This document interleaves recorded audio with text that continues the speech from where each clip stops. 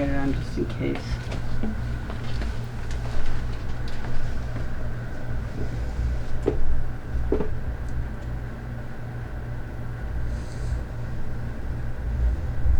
Dude, I really need glasses. If I trip and fall down on anything, this is on you.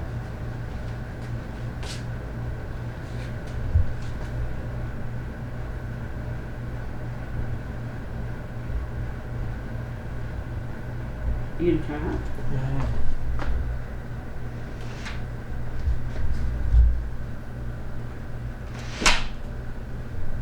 Alright, so we're playing with new equipment.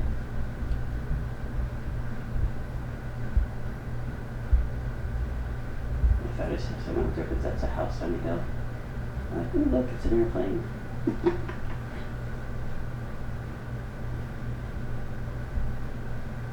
So you gonna talk about your camera?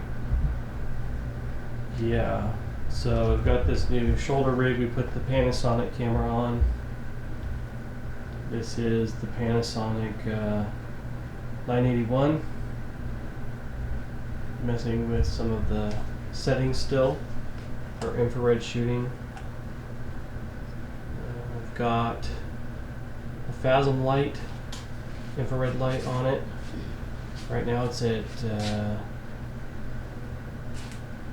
43% intensity. So these lights are pretty bright when you get going all the way. That's 100%. That's almost too bright. So we knock this down about 60%. I think that looks okay.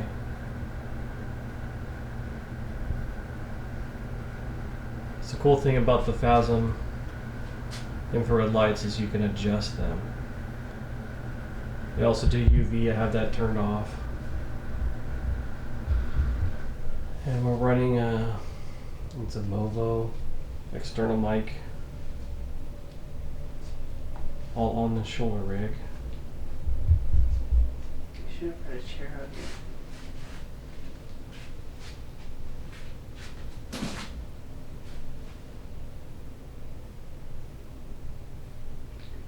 So you guys were out here the other night, and John said he saw an orb, which John is my 10-year-old grandson, and he's just back into this stuff.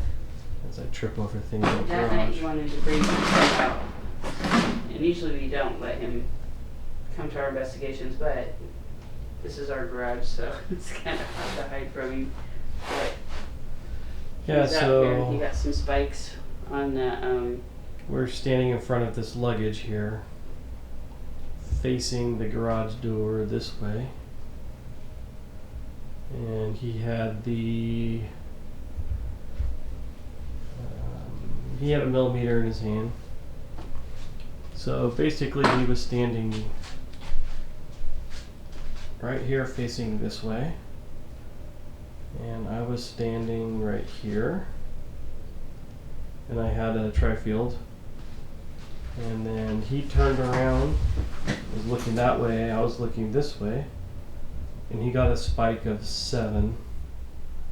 When that happened, I looked down and I had a spike of 9 on the tri-field, and he said he saw an orb up here.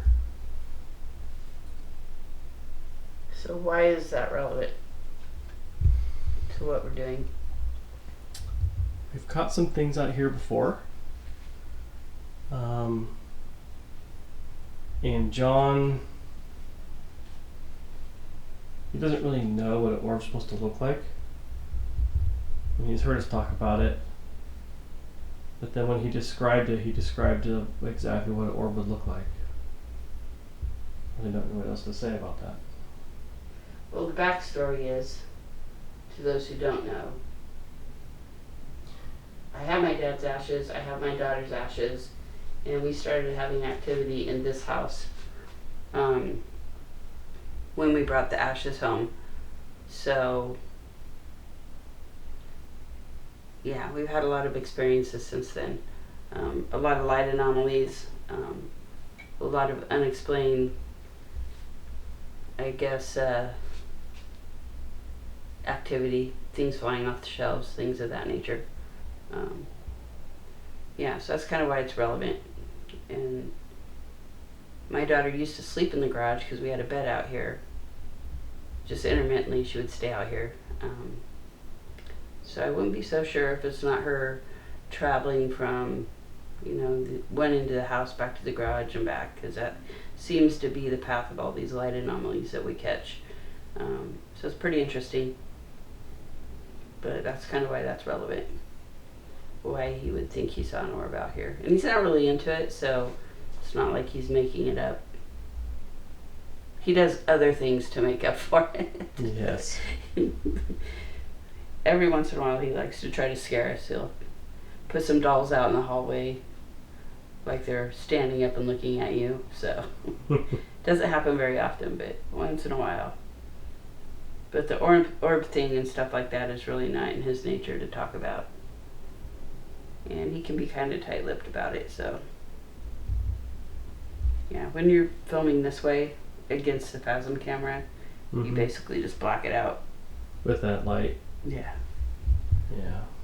Because you have the light. And Yeah, these Phasm lights are pretty intense. I mean, as you can see the reflection off the garage door right there.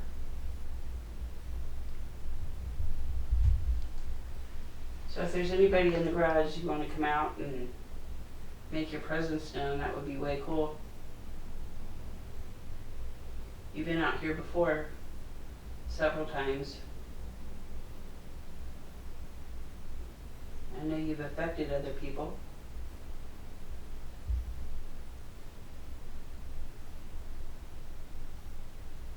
So come out tonight.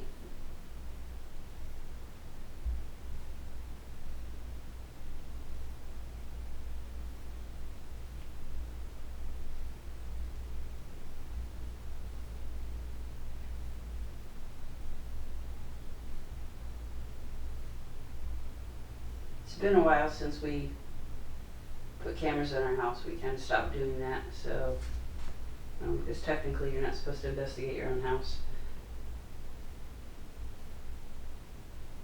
And why? Because you don't want to invite things home. That's why.